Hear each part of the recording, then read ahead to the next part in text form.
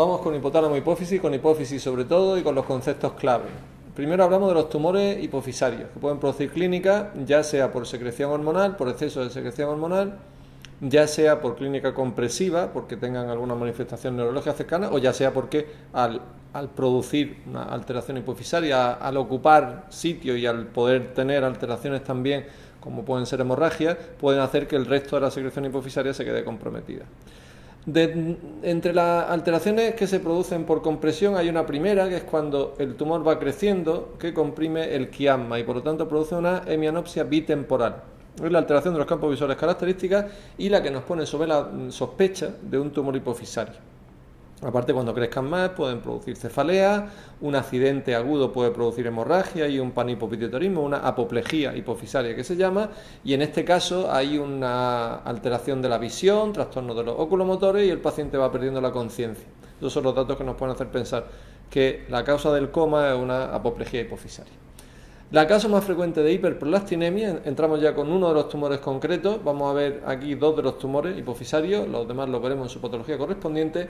La causa más frecuente de hiperprolastinemia es la farmacológica, pero si no hay toma de fármacos, la causa en la que pensamos ante un paciente que tenga hiperprolastinemia es en un tumor hipofisario. La clínica de un prolastinoma es que a fuerza de haber un aumento de la secreción de prolastina puede haber galactorrea, y la prolastina inhibe la secreción de las gonadotropinas, por lo tanto produce un hipogonadismo y por lo tanto puede haber amenorrea en la mujer. En el hombre también puede haber manifestaciones de hipogonadismo, pero la mujer, digamos, que se da cuenta antes, los tumores se descubren antes en ella y por lo tanto crecen menos. Para el diagnóstico, cuando nosotros sospechamos que puede haber un prolastinoma, basta con la determinación de prolastina, con tener cifras elevadas de prolastina. Cuanto mayores sean esas cifras, van más a favor de un tumor, y también hay que tener en cuenta que las cifras de prolastina se relacionan con el tamaño tumoral, o sea, tumores más grandes producirán hiperprolastinemia más grandes. Una vez que tenemos confirmado que el paciente tiene una hiperprolastinemia y no hay toma de fármacos, pensamos que es un prolastinoma, la siguiente prueba es una prueba de imagen de la silla turca para comprobar si hay un tumor hipofisario, una resonancia magnética, por ejemplo. El tratamiento del tumor productor de prolastina, curiosamente, es con fármacos, no suele ser necesario llegar hasta la cirugía, y son fármacos dopaminérgicos, como pueden ser la bromocriptina o como puede ser la cabergolina. Cada una tiene sus ventajas, eso ya lo veis en el texto. La cirugía normalmente solo la vamos a hacer en casos refractarios al tratamiento farmacológico o en tumores muy grandes, de más de 3 centímetros, por ejemplo, en una mujer que se quiera quedar embarazada. Siguiente síndrome clínico producido por un tumor hipofisario y que vamos a ver aquí específicamente es la acromegalia y el tumor hipofisario productor de GHD, hormona del crecimiento. Los cambios que se dan en los pacientes que tienen acromegalia pues son los derivados del crecimiento de partes blandas y por lo tanto van estableciéndose a lo largo del tiempo. Un niño con un tumor de este tipo puede tener gigantismo, pero un adulto lo que tiene es acromegalia. Son tumores que crecen muy lentamente y por lo tanto las manifestaciones clínicas pues no suelen ser muy aparatosas de entrada y tarda tiempo en descubrirse, digamos. Por lo tanto pueden ser tumores grandes una vez que se detecte.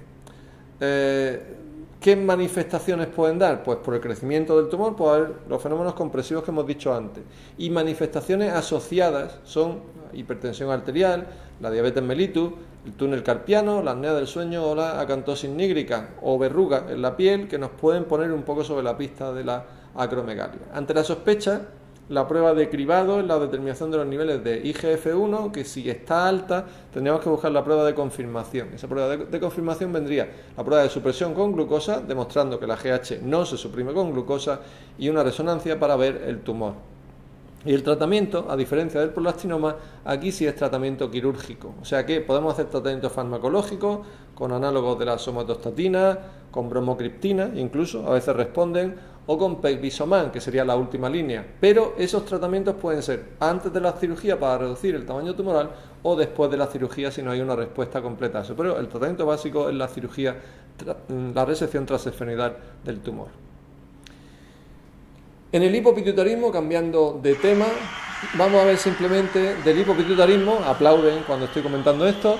En el hipopituitarismo las manifestaciones clínicas fundamentales van a ser los déficits hormonales que se pueden producir. Va a haber hipopituitarismos selectivos, pero va a haber otros generales que son los que vamos a tratar aquí. ¿Qué hormonas son las que manifiestan ese déficit? Hormonas tiroideas, las hormonas glucocorticoideas, las de la corteza suprarrenal que dependen de la ACTH, Y luego pues puede haber también manifestaciones por déficit de GH, por déficit de prolactina, estas últimas dos son muy poco relevantes, o por déficit de gonadotrofina, que esa sí sería algo más manifiesto desde el punto de vista clínico.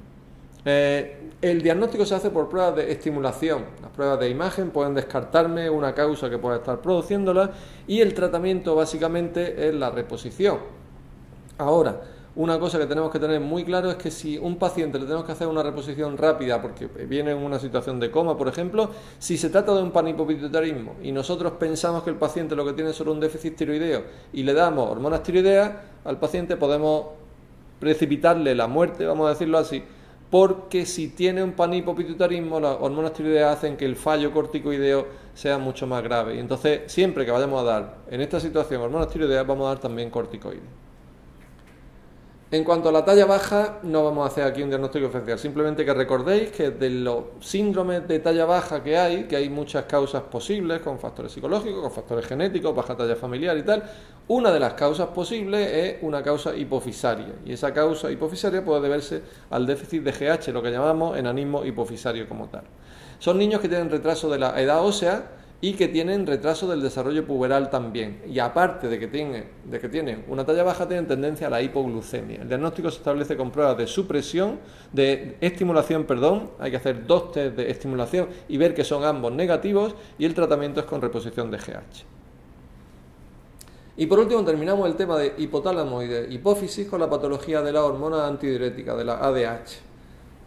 Por déficit tenemos la diabetes insípida, un defecto de producción de la ADH o bien un defecto de la acción sobre el túbulo renal. La clínica básicamente consiste en poliuria y polidipsia, con tendencia a que, como en la orina se está eliminando mucha agua, haya una hipoosmolaridad urinaria, y tendencia a que al perder mucha agua la osmolaridad del plasma vaya aumentando. Claro, el paciente bebe mucho y por beber mucho hace que la osmolaridad plasmática se quede más o menos dentro de los límites normales y que no haya hipernatremia, pero la tendencia es. En casos poco claros, porque hay casos que son muy claros, el diagnóstico, si hay casos poco claros, se puede hacer con la prueba de la deshidratación, viendo si ante una deshidratación, ante unas cuantas horas sin beber, el paciente es capaz de concentrar la orina o no, y viendo después, si no es capaz de concentrarla adecuadamente, si responde a la ADH o no. Si responde, significa que es que faltaba ADH; si no responde adecuadamente, seguramente estamos ante una diabetes insípida nefrogénica. El tratamiento es la reposición en las centrales y buscar la causa que la ha producido, y las tiacidas en las formas nefrogénicas. El cuadro contrario, el exceso de producción de ADH, es lo que se llama el síndrome de secreción inadecuada de ADH, que es un trastorno en donde la manifestación clínica fundamental es que al producir mucha ADH se retiene mucha agua, por lo tanto hay un aumento de la osmolaridad urinaria y una tendencia a la reducción de la osmolaridad plasmática y tendencia a la hiponatremia. La única clínica puede venir derivada de la hiponatremia, por lo tanto, con manifestaciones que ya sabéis. Ahora, el problema es que al haber un síndrome de secreción inadecuada de ADH tenemos que pensar por qué se ha producido, y una de las causas fundamentales que lo produce es un cáncer pulmonar. Por eso el susto no viene tanto por el síndrome, sino viene por la causa que lo ha producido.